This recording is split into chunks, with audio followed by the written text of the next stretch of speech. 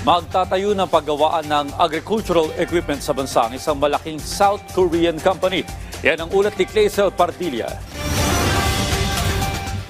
Ang mga makinaryang ito na ginagamit sa pagsasaka sa hinaharap, di naangkatin. Dito na sa Pilipinas, gagawin at ibibenta. Ngayong araw kasi sa pangunguna ni Pangulong Ferdinand R. Marcos Jr., sinimula na ang groundbreaking ng Korea Agricultural Machinery Industry Complex sa Cabanatuan City. Ito ang kauna-unahang pabrika ng mga farm machinery sa bansa. Dito na gagawin ang mga traktor na pangbungkal ng lupa, harvester na nagpapabilis ang pag-aani, at iba pang kagamitan na magpapagaan ang pagsasaka at magdaragdag sa kita ng mga magsasaka. This complex will be built for Filipino farms. Its purpose is to strengthen our capacity to develop and to build farm machinery. These tools will help increase production, improve crop quality, and ultimately raise the income of our farmers. Sisimulan ang konstruksyon sa 2026.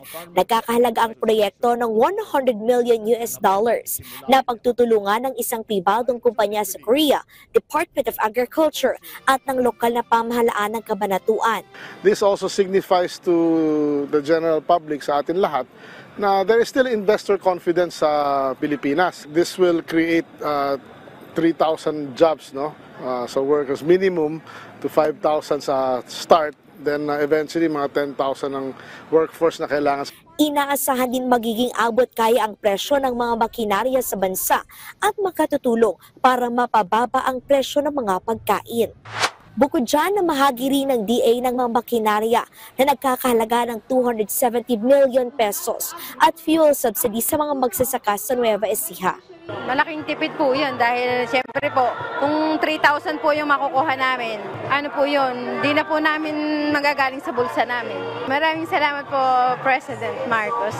Never naman mangyari na magiging madali ang pagsasaka. Pero sana mapabilis ang trabaho ninyo at sana naman ay mapagaang ang inyong trabaho. I truly believe that agriculture is the soul of our economy. This is why we will continue to advance the agricultural sector with technology and the support that our farmers rightly deserve.